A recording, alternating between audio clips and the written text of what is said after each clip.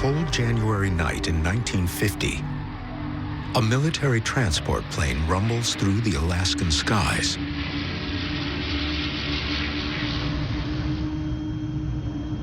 On board, 44 people en route to Montana.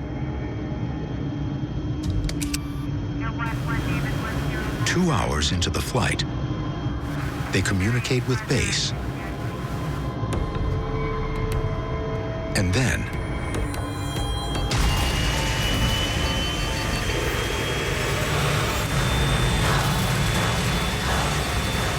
they vanish.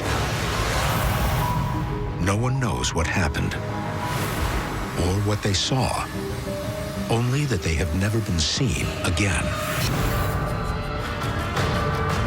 Inside the vast frontier of Alaska is a mysterious triangle where each year, 5 out of every 1,000 people go missing.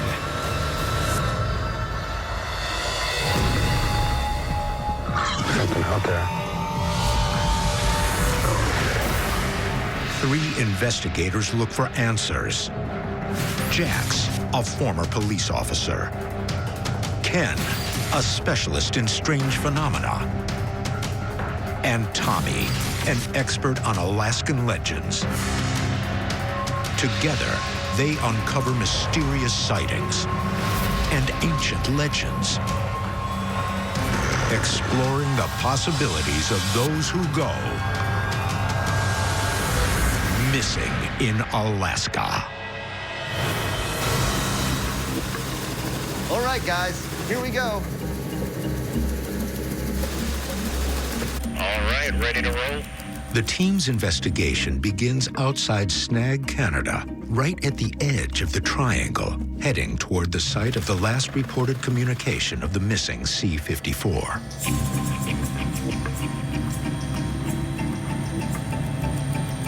All right, we're on our way to the coordinates you gave me. Weather's looking pretty good. No single event captures the mystery of the Alaska Triangle better than this lost C-54. When one person goes missing, that's strange. But when a whole plane load of people vanishes, now that's a real mystery. It's been 65 years since this plane went missing. I think it's incredible that really no sign of it, no trace of it at all. 70 to 100 planes that actually searched for this thing. Actually had a couple of planes that went down during the search. Do you think the melt would push something off? Something would be found at some point. The Douglas C-54 was a large plane for its time. The 4-prop transport had a wingspan of 117 feet and a max takeoff weight of over 35 tons. Capable of transporting 50 troops, it was at near capacity for its fateful trip. Somehow, it did not leave a shred of evidence behind. The fact that it just disappeared is mind-boggling, really. As an investigator, my initial guess is that the plane just crashed. That's the easy answer, but it does leave a lot of questions. Why no distress call? And why were no pieces of the plane ever found? The Alaska Triangle is a huge area, but this is a massive plane. It really feels like someone should have found something by now. Have you ever seen any airplane wreckage out here? I have, actually. Lots of, almost every pass has quite a few wreckages. Small and big planes alike. Why does this area have so many crashes? Well, with the bad weather, it can really push you into a sticky situation where you end up having to drive it into the ground, unfortunately. The number of air disasters in Alaska is staggering. Over the past decade, nearly 1,200 craft have gone down, almost 4 times the average per state, despite having only 0.2% of the U.S. population. One reason there's so many crashes here in Alaska is there's so many inexperienced pilots here. There are places within the state you can only get to by plane, and there's too many people doing it. Another reason is the dangerous wind shear that can come off the mountains. Even an experienced pilot could have problems with this. In native lore, mountains are often looked at as gods that can judge you. They can either protect you or strike you down. So we're coming right up on the location where the missing C-54 had its last radio transmission and essentially disappeared from radar, right up here in this little valley. See how close we are to the mountain. Another reading there again. We're holding pretty steady at 2.5 to 5. Ken Gerhard has an EMF meter, a device commonly used to measure electric flow in power lines. But it can also detect electromagnetic radiation in the atmosphere. A small amount of background radiation is normal, but any change in level suggests a hidden anomaly. Have you ever had any experiences with any magnetic disturbances out here? Yeah, a little bit on the compass. Every once in a while, it can spin on you. Why would you think that would occur? I was hoping maybe you guys could tell me. Is that where we are about now, Jack? Or the last radio transmission came? The weather. Wow. The white wall right there, huh? Yeah, I can't. Look at the visibility here. You can't see anything beyond a quarter of a mile. Can we get some readings here on this, Ken? Hey, hold on here, guys. Weather's changing on us real quick in this valley. Look at that. The first time it's reacted like that. It's kind of like a solid. Right back through that last valley. Oh, holy crap! Look at that. Did you see that? Just spiked red. Off the charts. Feel that? Everybody hold on. Feel that? Yeah. Crazy. Hey, Wow, yeah, we're definitely hitting some turbulence now. whole thing's shaking. My ears are popping. Whoa! You see that? Getting a pretty active reading right now. Sorry, guys. This weather creeped out of nowhere. I gotta take us back. Whoa. Man, that chopper ride was utterly terrifying. I mean, you had the sudden surge of turbulence, there were the electromagnetic spikes. I honestly don't even really know what all that meant, or even if those two things are related. According to meteorological models, violent weather is caused by pressure differentials, not electromagnetism. Were the EMF spikes before the storm just a coincidence, or is there more to it? It seems like a lead. Got my adrenaline pumping there for a second, man. Got mine going. Now my heart's going. I'm sweating. You know, back in the 1970s, there was a study conducted to look at different areas around the planet where there were high incidences of missing airplanes and ships. And a lot of it was related back to geomagnetic properties. So there's this theory that perhaps we're dealing with these sort of vortex areas. A vortex is an area of intense concentrated spinning. Natural examples are whirlpools in water or the air of a tornado.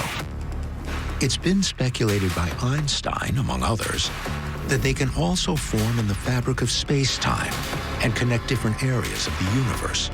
A vortex is suspected in the infamous Bermuda Triangle, which has claimed planes and boats for centuries.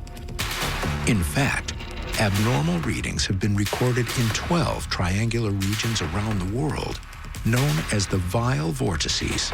Could the Alaska Triangle be number 13? Could a vortex account for the missing C-54 and strange readings in this area? You know, I'm eager to figure out exactly what's going on. Explore the vortex theory. See if there's any possibility like something like that could exist over Alaska. The vile vortices all feature strange disappearances. But what's interesting is that they all match up geometrically along the same lines of latitude. On the surface, Alaska doesn't really fit the pattern. But maybe the Alaska Triangle represents one of these areas that's yet to be discovered that features a similar connection. The team feels fortunate to escape the initial phase of their investigation in one piece. But pilots have been reporting anomalies and possible vortices in Alaskan aviation for decades. Jeffrey and his dad, Earl, were on a routine flight when they experienced something incredible. It was a beautiful day. You could see for miles. It was just gorgeous. And then we saw these clouds, and they were swirling in this very strange motion. We really hadn't seen anything like it. And then there was this wind that just shot up. It was sucking us towards it.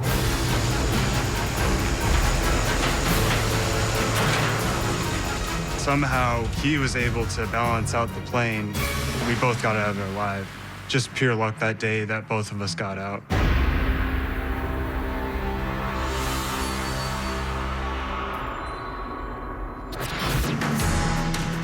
Ken's idea of the vortex theory is very interesting, but this is Alaska. There's a lot of dangerous mountains and very crazy weather. So Tommy and I are headed to Anchorage to meet with a geophysicist named Gary Hufford. How you doing, Gary? Pretty good, and you? Good, thanks. We want to find out all the different reasons why this plane might have gone down. This is within this area where the C-54 went down right on the Alaska-Yukon border. After 2.5 hours of communication off and on with Elmendorf, they basically disappeared. And they reported their last time that they thought they were over the little town of Snag, where the problem is that if they were not on that route, and they were actually deviating a bit, just to the south are some of the nastiest coastal mountains one can find in the world. End up in what we call the coffin corner. You've got strong winds, and with strong winds comes turbulence. You have winds coming down gaps. You have aircraft icing, and it means that if you take a flight like that, you may in fact run into some really nasty weather. If it's up in these mountains, the amount of snow they get a year is phenomenal. You could have had that plane crash in those mountains on a day when it snowed 4 or 5 feet, which would have hidden the plane very rapidly. Very quickly. Is there a connection between the weather in Alaska and the magnetic fields that we have here? It's certainly one of those things you have to look at. It is certainly something that you notice that pilots up here are really aware of magnetic deviation, because up here there's a number of things that don't work. What would that have done to their natural instruments that they're using in the cockpit at that time? The biggest problem when you see the magnetic storms is the compass. You'll see it bounce around. If you're trying to go north to a target, you're going to end up northeast. And man, all of a sudden you find out you're 40 miles, 60 miles too far to the east. Hearing Gary talk about planes that go off course and winding up in places called the coffin corner makes me think that this is just a crash. I don't think he'll support the vortex theory, but there's some evidence for it, so I have to ask the question. I was wondering if you could give us your opinion on the possibilities of vortexes. Well, that one's a tough one to call. It's certainly one of those things you have to look at. There are some clues that say we have magnetic field changes. When I look at the magnetic vortex possibility, this is an area that we should be looking at. You hear the numbers about accidents, and Alaska's always many times above the norm for the United States, and yet we only have 0.2% of the nation's population. The question is, what's going on? Alaska, a vast expanse of untouched lands where more than 3,000 people per year go missing. Are the disappearances related to the strange legends of the Alaska Triangle? Witnesses claim visions of hairy beasts, carnivorous gnomes, even a mysterious vortex in the sky. In 1950, a military C-54 vanished with 44 personnel on board. The team has learned that magnetic anomalies might have something to do with the disappearance. Is it possible magnetic deviations created by a vortex might drive a plane fatally off course, or even make it disappear completely? While Ken Gerhardt researches that possibility, former cop Jax Atwell and folklorist Tommy Joseph have a meeting with aviation historian Rob Stapleton. Hey, hello, how are you? Good. They want to learn more about the military's initial search efforts in January of 1950. Here you go. There's some bedtime reading for you. It talks about C-54. There's also information in here about Operation Mike. Operation Mike was the code name for the search and rescue effort to find the C-54, named for the missing plane's commander, First Lieutenant Kyle McMichael. Operation Mike utilized 7,000 military personnel and covered more than 55,000 square miles. It lasted for nearly 3 weeks, but found no sign of the aircraft. You know if when they were determining the search pattern, if they considered alternative things like the magnetic fields and other issues like that that might have led it further off course? That's kind of interesting. I would say that, the airplane probably encountered a heavy mining area, and there have been a lot of reports of real strange magnetic activity. Over here on the 40-mile country, there were some people that said that they had heard an airplane flying low, and there was a ranger that even thought that he heard a thud after it flew over. Rob's theory is interesting. He thinks that magnetism might have played a role in the crash, but not as part of a vortex. He's saying that a high concentration of metal within the mining area of the 40-mile country could have thrown the plane's instruments off. This is definitely an area we should check out. I appreciate your time. Thank you. Pleasure's all mine. Based on the reports of magnetic disturbances and witness testimonies, the team heads out to 40-mile country, named for the nearby 40 Mile River, to search for any signs of the missing C-54 plane. I'm gonna keep a lookout, see if I can see anything. Probably a long shot, but who knows? Maybe mining areas are a bigger problem for planes than we thought. The mining industry has long been a cornerstone of the Alaskan economy. Zinc, lead, gold, and iron have been pulled from the rugged mountains in 40-mile country by the ton. Iron especially is a ferromagnetic metal that could affect the compasses of a passing aircraft.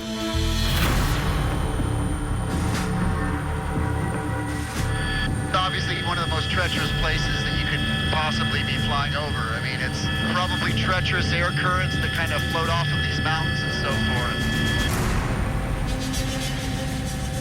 Okay, we are definitely now in the area you requested.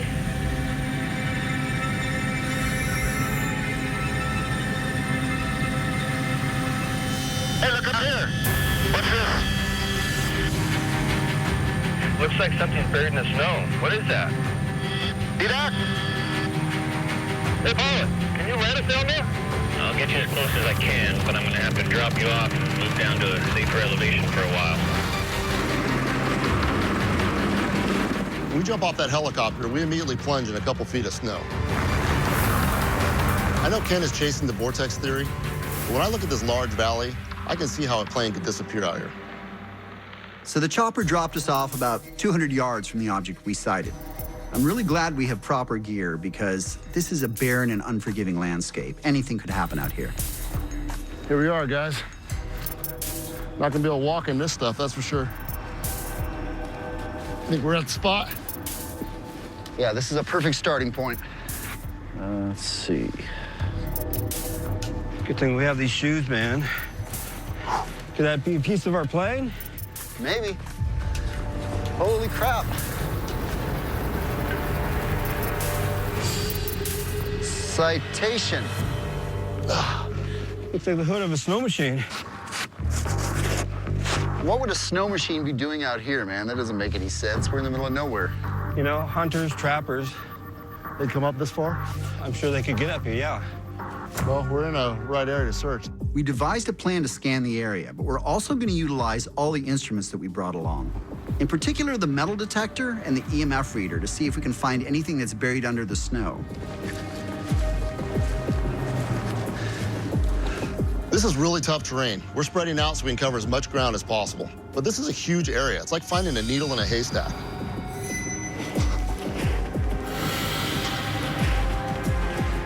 Hey, Ken, over here. Come check out these readings. Jumping. Yeah? Color in there. There we go, there we go. Oh, did you see that? Yeah, there we go. Jumping off the charts. For the second time in this investigation, the EMF meter picks up strange jumps in electromagnetic radiation levels.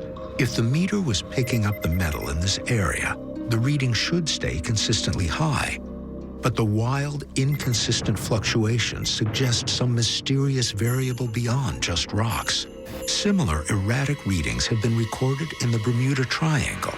Could these spikes reveal the opening and shutting of a vortex? There is a scientific precedence for this process. Black holes. A black hole begins with a collapsing star that explodes in a supernova, which releases massive amounts of radiation.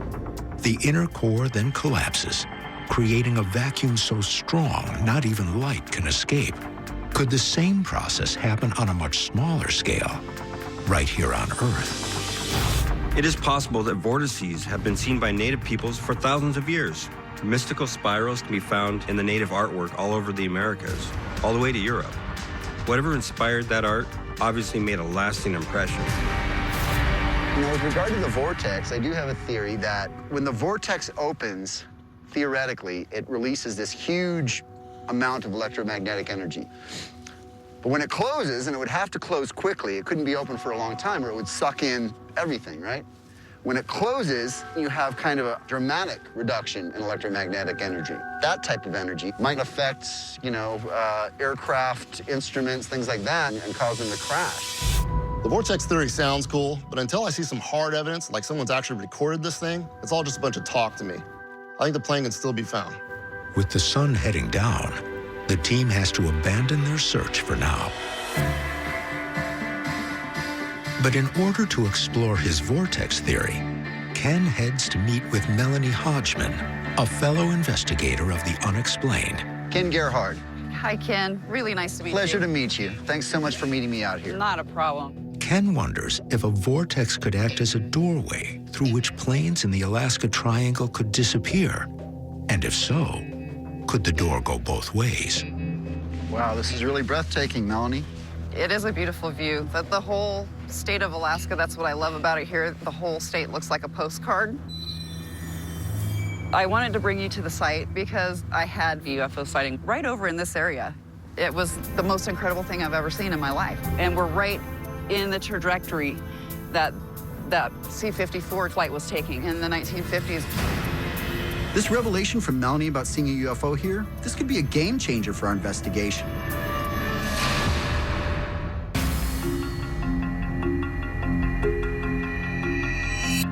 Okay, so we're actually in the general vicinity right now where in the 1950s a Douglas C-54 just disappeared. I wanted to bring you to the site because I had a UFO sighting right over in this area. It was the most incredible thing I've ever seen in my life. I saw a light that was perfectly round and it was really bright.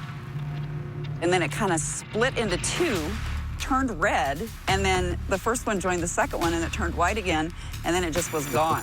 Wow, that's amazing. It is amazing. It's the first one that I've ever seen through a camera. Our universe is so immense, and I think these entities may be on a parallel line at the same time that we're here, and they just have the secret. They know how to go from parallel to parallel. As strange as parallel universes sound, scientists at the Large Hadron Collider in Switzerland are testing this exact phenomenon. Using nearly 12 trillion teravolts, they hope to create a mini black hole that could be a portal to another dimension. If humans are this close to such a breakthrough, what about aliens that are far more advanced?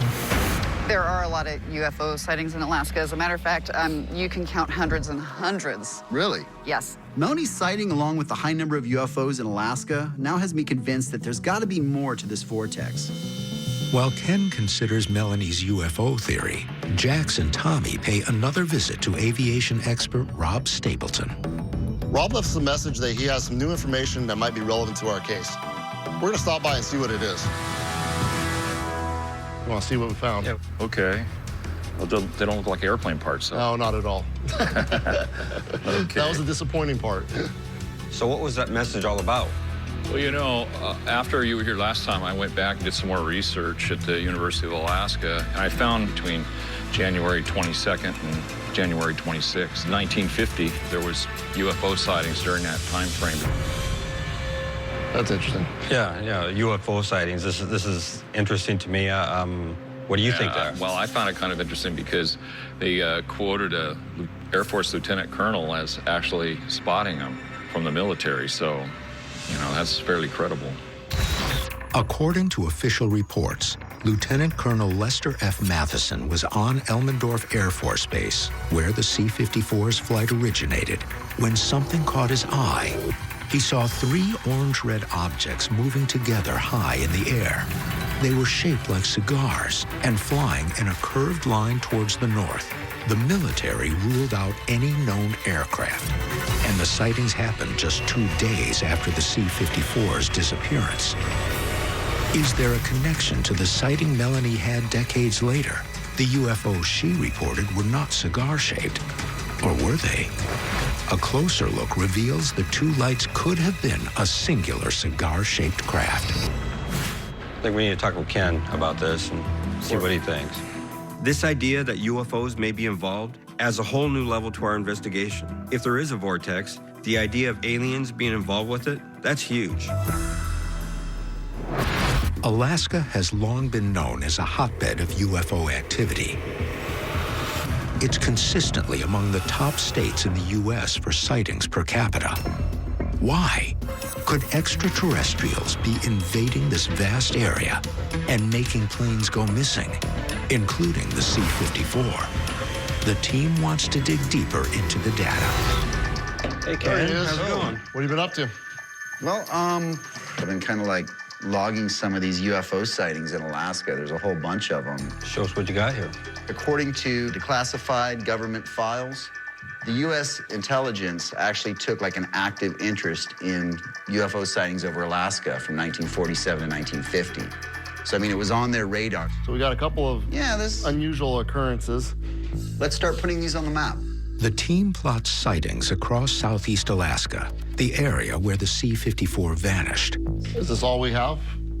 No, there's a bunch more. I mean, I'm just starting on this project right now. Why don't we put a couple more up and then maybe connect some dots? All right. We should check everything over the last 60 years. As they fill in the map, a telling pattern begins to emerge. We start to notice a cluster developing in one particular area, and it's a really remote area, which makes the high number of sightings really compelling. The UFO cluster is a bit off of the suspected flight path of the C-54. But when you consider the magnetic deviations that could have affected the instruments, it's possible the plane could have ended up there. Could this cluster of sightings be the focal point of the Vortex, a portal where aliens travel into and out of our world and take those of us they wish? I think that's our spot right there. I think we need to gear up, man, as soon as possible. We need to get on it.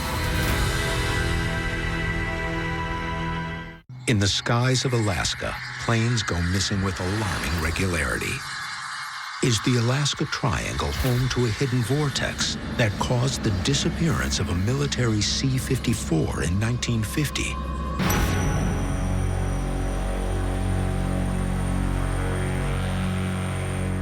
We're flying to our UFO hotspot, and I'm really excited because we're finding a correlation between a high number of UFO sightings and the spot where this airplane disappeared.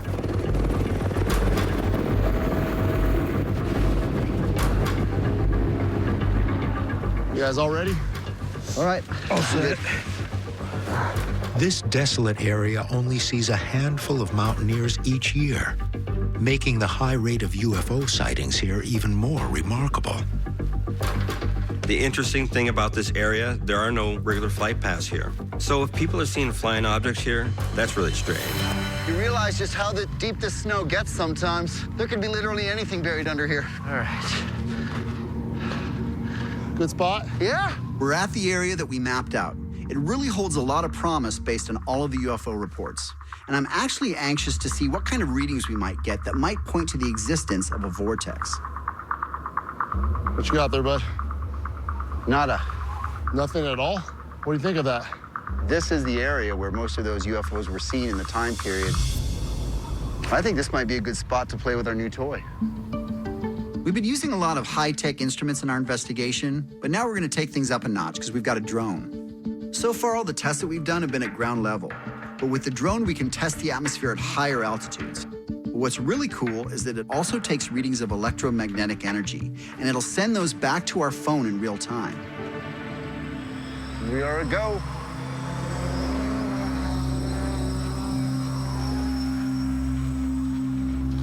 What you got there, bud? Looks normal so far. You gotta get it up there high. Whoa, this is weird. This is weird. What you got? It's spiking. It's spiking, check it out. I'm looking at my app and suddenly everything goes haywire. I mean, all the readings are off the charts. I've never experienced anything like this before in all my years of research. Man, this is like really strange. Got no eyes, guys. Where's our toy? I lost it. I can't see it. Man, I'm losing everything here. Tommy, you got anything? No, I just lost it. It was here a minute ago. It was just gone. I looked down It's at gone. the phone here and it was completely gone. I don't hear anything either. I honestly have no idea what happened to the drone. It's the strangest thing I've ever experienced. I mean, 1 second it's there, the next second it's completely gone.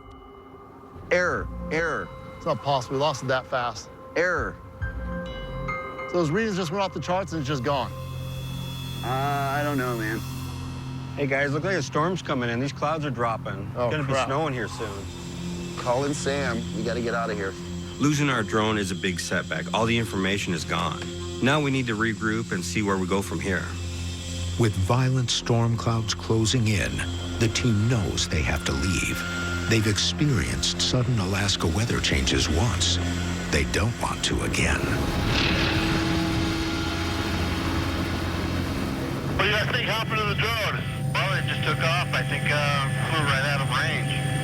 It's really distressing because, I mean, obviously we have a lot invested in that piece of equipment. You know, we don't have the drone anymore, so we're just going to have to kind of rethink things. It looks like the weather is getting a little hairy here, so hang tight. Wow, this is crazy. Holy cow. I'm changing flight altitude and searching for a smoother pocket. Try to stay relaxed. Wow, weather. This is ridiculous. We can't see anything here. This can't be good. This is pretty hairy. We're moving fast. Heading in right into a whiteout here.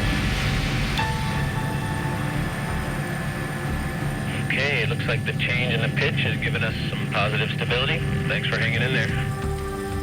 The crazy part about being in a helicopter in this type of weather is you can feel everything. You can feel every wind gust, and it feels like you're going to slam in the mountain at any moment. Hey guys, look. Look at that. What do you got? What do you see? What is it, Jax? Metal. Possibly a fuselage, maybe a wing. Well, whatever it is, we need to get down there and check it out.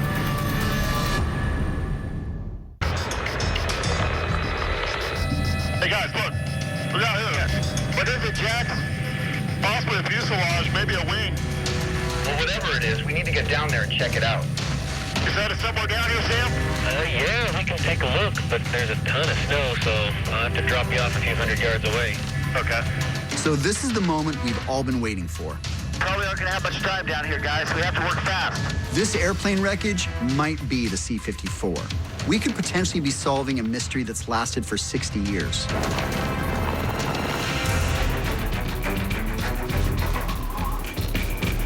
All right, guys, stay tight. We're hiking across the glacier towards this plane wreckage, and it's extremely frustrating. It's taking us forever. The snow is very deep, it's very slippery, it's freezing cold out here, and we're totally exhausted at this point, but we just want to get there. This air's really thin up here. And because we know that the weather conditions can change in an instant, we've got to hurry up and get this thing done. We're almost there, guys. That thing's pretty mangled. Any markings on it? Well, I mean, I see the good old insignia of the USA. What do you think, guys? C-54? Maybe. It's definitely a military aircraft. It's amazing how well preserved it is. Look at the hoses still on there. As we get to the crash site, I've kind of got mixed feelings. I'm encouraged by the fact that this is obviously a U.S. Air Force plane, so this could be the missing C-54. But on the other hand, I'm reminded about the tragedy that occurred here. People actually lost their lives in this accident. Knowing this is a military crash, the team avoids going inside the plane out of respect. They start gathering information so they can report it to authorities. Hey, guys, I've got some numbers here on this fuselage. I'm gonna, maybe a serial number or something, I'm gonna get a shot. Copy that. This is the engine compartment here. Side panel totally gone. Got cables and pulleys. Yeah, I'm seeing some marking here on this, I believe a wing piece here. Let's get a snuff. If this is the C-54, maybe with all this melting snow and the receding glaciers, it's uncovered the plane after all these years. The first thing I do when I get to the crash site is take some readings. I want to use my K2 meter to see if I pick up any electromagnetic anomalies in this location. I'm gonna take some readings now. I'm curious to see activity. And the readings are off the charts. I'd say we're definitely in Vortex territory. We gotta get a shot of that. Look, there's some serial numbers on the side. It's like a part number or something. It was definitely a military plane, but I mean... Take a shot of that right there. That's a pretty good sticker right above your head. Which one? This one? Yeah. Got it.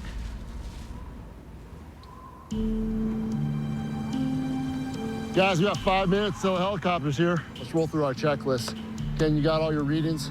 I got plenty of readings, man. Electromagnetic and radiation. All right, what we got here? We've got 2 motors and the wing and a fuselage. We got markings. Lots of serial numbers. Documented, all the serial numbers documented. Yeah. Get some photos. We've collected a lot of important clues with regard to our downed aircraft, and we can show them to our aviation expert. But now we gotta hightail it out of here fast before the weather gets bad again. Watch out for the blue ice, guys. That's glacier. It could take you right out of here.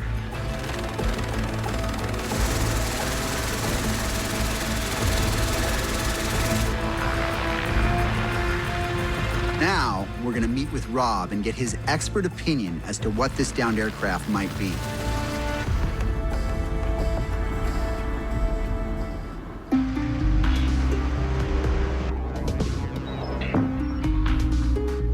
Here we are, guys. All right. Thank you. Thanks, Jack. Yeah, after you, sir. Hey. How you doing? Good, good. Long time no see. Yeah. All right. We brought our friend with us. Okay. This is Ken. Ken, this is Rob. Rob, nice to meet you, man. Yeah, nice to meet you. Great hat. Oh, Hey, you good to too. see you again. Back at you. Yeah. All right, so what brings you guys here? So we were looking into those areas that you'd pointed out in some of our research and stuff like that, and we were on our way back and just happened to visually see what it might be our plane that we've been looking for. Oh, what do we got here? Well, we were hoping you could tell us. Interesting. All right. What else do you have to look at? There's one more. And then this one. We're hoping this might be our plane.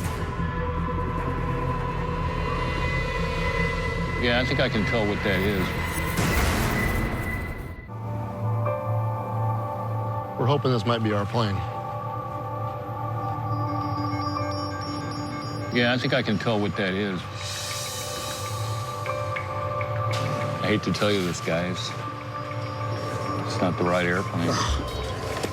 Well, that is really disappointing, guys. Extremely. It's a B-29 refueling version. There were actually two B-29s. The other one was coming back to Anchorage, Elmendorf, and they ditched on a glacier.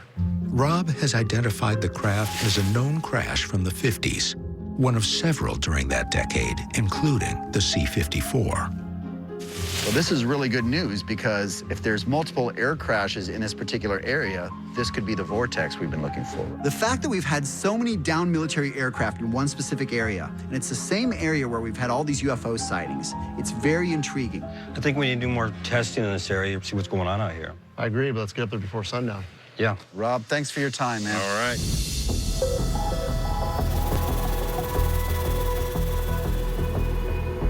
After landing, we picked a spot near where we found the plane crash.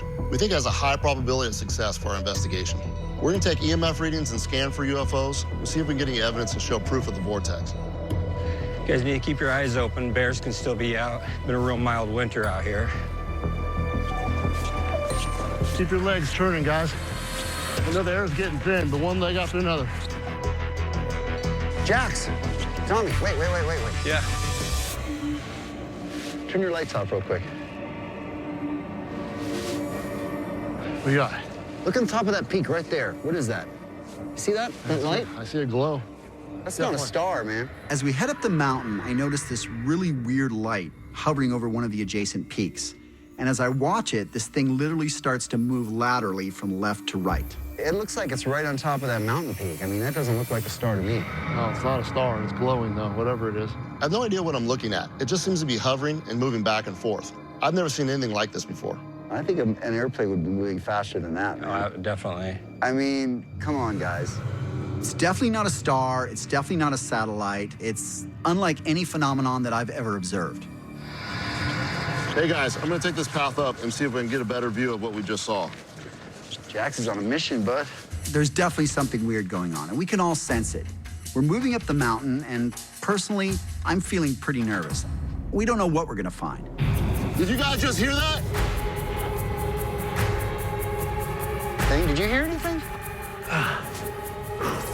I didn't hear anything! I'm coming down!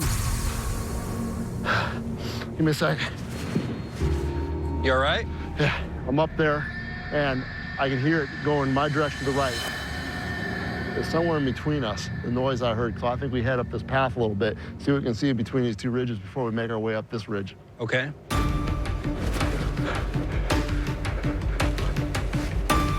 Wait, let's get this out. How's the radiation, Tommy? 0.08 curies.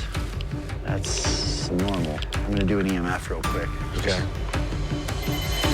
Oh, we're getting something. Look at that, man. It's crazy. We're definitely headed in the right direction. Eyes open, eyes open.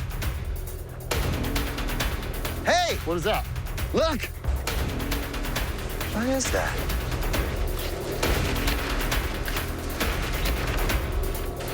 Hey, look at that. That looks like... Holy... Dude, Is that ours? It's ours, look! That's the friggin' box! This thing actually traveled from one area to another, and it's like it found us. Almost like someone was sending us a message. And honestly, it's kind of hard for me to wrap my mind around. We had that crazy weather, and all the instrumentation was going nuts when the drone disappeared, right? That was about 2 miles from here where we last saw it. I mean, it essentially vanished, guys. Let's be honest. Theoretically, it's been proven that something like a vortex could exist. And perhaps here in the Alaska Triangle, this so-called vortex could be the cause of many of the strange disappearances and airplane crashes. And perhaps it has a little bit of help. We'll never know for sure. With the fate of the military C-54 still unresolved, the team is left to ponder their evidence. They've learned that mining areas, rich in certain metals, can throw off a plane's instrumentation. They also know that jagged mountains and unpredictable weather are conventional reasons a plane might disappear. But could there be more?